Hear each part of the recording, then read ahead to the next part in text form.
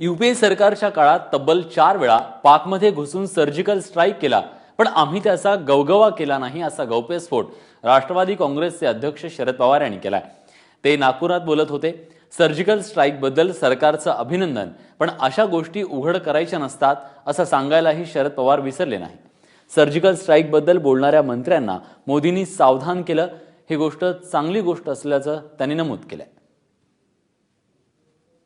मी कधी काही देशाच्या संरक्षण खात्याची जबाबदारी सांभाळली, असे प्रकार येतात आणि त्याला तोंड द्यायचं असतं, जबाब द्यायचा असतो, पण त्याची जाहीर वाच्यता करायची। डॉक्टर मनमोहन सिंग प्रधानमंत्री, प्रफुल्ल पटेल आणि मी त्यांच्या मंत्रिमंडळात होतो। 3 वेळेला भारतीय सेनेने पाकिस्तानच्या हद्दीत जाऊन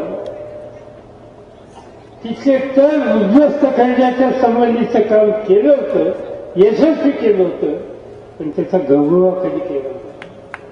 आणि म्हणून आता जे घडलं, जो वचला घेतला, त्याचा आम्हाला अभिमान, आमचा त्याला पाठिंबा।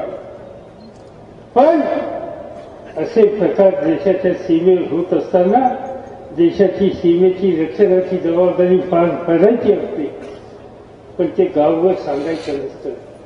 ते तारतम्य काही लोकांनी दाखवलं नाही।